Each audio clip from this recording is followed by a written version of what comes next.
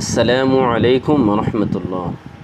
সম্মানিত প্রিয় বন্ধুরা, আমরা আজকে আলোচনা করব নবী আলাইহিমুসসালামদের আমাদের প্রতি তথা উম্মতের প্রতি কি কি হক রয়েছে।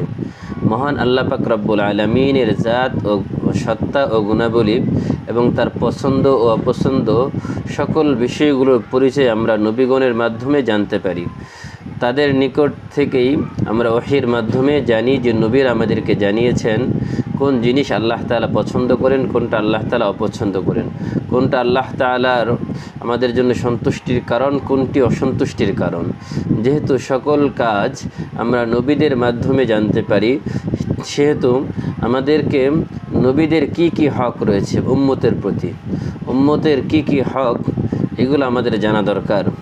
বিশেষভাবে মুহাম্মদুর রাসূলুল্লাহ সাল্লাল্লাহু আলাইহি ওয়াসাল্লামের দয়া আমাদের উপরে বিশেষভাবে অনেক বেশি উল্লেখযোগ্য, তাই তার সর্বাধিক কিছু গুরুত্বপূর্ণ হক এখানে তুলে ধরছি। এক, মহানবী সাল্লাল্লাহু আলাইহি সাল্লাম তার রিসালাতের উপরে বিশ্বাস রাখা। মহানবী সাল্লাল্লাহু আলাইহি সাল্লাম যে সর্বশেষ নবী, এই কথা দিলে মনে প্রাণে বিশ্বাস করা যে তারপরে আর কোনো নবী দুনিয়াতে আগমন করবেন না। রাসূল আকরাম সাল্লাল্লাহু আলাইহি ওয়াসাল্লাম নিজেই বলেছেন, আনা খাতামুন নবিয়্যিন লা নাবিয়্যা বা'দি, আমি শেষ নবী, আমার পরে আর দুনিয়াতে কোনো নবী আসবে না। সুতরাং এখন যারা নিজেদেরকে মিথ্যা নবী দাবি করবে তারা মূলত কাযযাব, তারা মিথ্যাবাদী। আর যারা রাসূল সাল্লাল্লাহু আলাইহি সাল্লামের পরে নিজেদেরকে নবুয়তি দাবি করে তারা মুসলমান থাকতে পারে না, তারা মুরতাদ হয়ে যায়। আর মুরতাদের শাস্তি মৃত্যুদণ্ড। দ্বিতীয়ত, সমস্ত বিধানের ক্ষেত্রে তার আনুগত্য করা। জীবনে জন্ম থেকে শুরু করে মৃত্যু পর্যন্ত যত কাজ রয়েছে সকল ক্ষেত্রে রাসূল আকরাম সাল্লাল্লাহু আলাইহি সাল্লামের সুন্নাহ অনুসরণ করা। আল্লাহ রাসূল বলেন, আলাইকুম বিসুন্নতি ওয়া সুন্নাতিল খুলাফায়ে রাশিদিন আল মাহদিয়িন আদ্দু আলাইহা বিন নওয়াজিস। তোমরা আমার সুন্নতকে আঁকড়ে ধরো, আমার খুলাফায়ে রাশিদিনের সুন্নতকে আঁকড়ে ধরো, প্রয়োজনে তা দাঁত দিয়ে কামড় দিয়ে ধরো। এই জন্য জীবনের প্রতিটি ক্ষেত্রে সুন্নত পালন করতে হবে। এটা আল্লাহ রাসূল সাল্লাল্লাহু আলাইহি সাল্লামের দ্বিতীয় হক উম্মতের প্রতি। এবং সকল ক্ষেত্রে রাসূল সাল্লাল্লাহু আলাইহি সাল্লামের আনুগত্য করতে হবে। এটা আল্লাহ পাক রব্বুল আলামিন নিজেই বলেছেন, ইন কুনতুম তুহিব্বুনাল্লাহ ফাত্তাবিউনি ইউহিব্বুকুমুল্লাহু ওয়া ইয়াগফির লাকুম যুনুবাকুম ওয়াল্লাহু গফুরুর রহিম।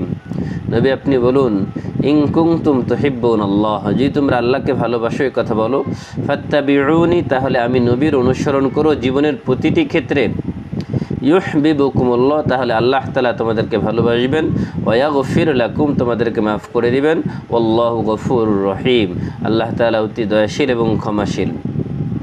সম্মানিত ভাইয়েরা আমার, তৃতীয় নম্বর, রাসূল সাল্লাল্লাহু আলাইহি সাল্লামের আজমত, মহব্বত তথা শ্রদ্ধা ও ভালোবাসা অন্তরে পোষণ করা।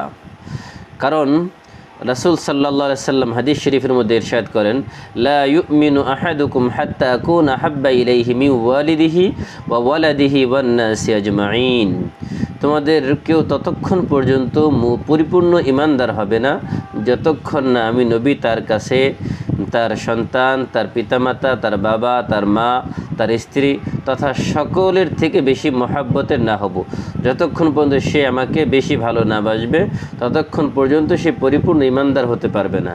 এই জন্য রাসূল সাল্লাল্লাহু আলাইহি ওয়াসাল্লামকে নিজের জীবনের থেকেও বেশি ভালোবাসা, রাসূল সাল্লাল্লাহু আলাইহি সাল্লামের আজমত, মহাব্বত আমাদের দিলে লালন করা। তার প্রমাণ আমরা দিব সুন্নতের মাধ্যমে। আল্লাহ রাসূল বলেন, মান আহাব্বা সুন্নতি ফাকাদ আহাব্বানি, যে ব্যক্তি দাবি করে যে আমি নবীকে ভালোবাসি, সে যেন, মান আহাব্বা সুন্নতি, যে আমার সুন্নতকে ভালোবাসলো, ফাকাদ আহাব্বানি, সে আমি নবীকে ভালোবাসলো। ওমান আহাব্বানি কানা মাই ফিল জান্নাহ, আর যে আমি নবীকে ভালোবাসলো সে কিয়ামতের ময়দানে আমি নবীর সাথে সে জান্নাতে যাবে। এই জন্য ভাইয়ের আমার, আমরা মুখে শুধু ভালোবাসার দাবি না করে রাসূল আকরাম সাল্লাল্লাহু আলাইহি সাল্লামের উপরে ভালোবাসার দাবির যেই দাবি, সেটা হচ্ছে কাজে পরিণত করা, সেটা করার চেষ্টা করব। চতুর্থ নম্বর, তার উপরে বেশি বেশি দরুদ পাঠ করা। এটা উম্মতের প্রতি তার একটা বড় দাবি, উম্মতের প্রতি তার একটা হক যে উম্মত বেশি বেশি করে নবীর প্রতি দরুদ পাঠ করবে। কারণ কিয়ামতের ময়দানে আল্লাহ রাসূল সাল্লাল্লাহু আলাইহি সাল্লাম হাদিসের মধ্যে বলেন যে কিয়ামতের ময়দানে একজন মানুষ যখন জাহান্নামী হয়ে যাবে তখন তার কোনো আমল বাকি থাকবে না, তাহার জাহান্নামে যাওয়ার ফয়সালা হয়ে যাবে। তখন আল্লাহ রাসূল সাল্লাল্লাহু আলাইহি সাল্লাম তার পকেট থেকে একটা ফাখরাজা বিতাকাতান, একটা কাগজের টুকরা বের করে তার আমলের পাল্লায় দিয়ে দিবেন। তখন তার আমলের পাল্লা ভারী হয়ে যাবে। তখন সেই ব্যক্তি বলবে, এটা কি কাগজ, ছোট্ট কাগজ। তখন আল্লাহ রাসূল বলবেন, এটা হচ্ছে নির্জনে বসে বসে তুমি যেই দুরূদ পড়েছো ওই দুরূদের কাগজের টুকরা। এই জন্য আমরা বেশি বেশি করে আল্লাহ রাসূল সাল্লাল্লাহু আলাইহি সাল্লামের প্রতি দুরূদ পাঠ করব।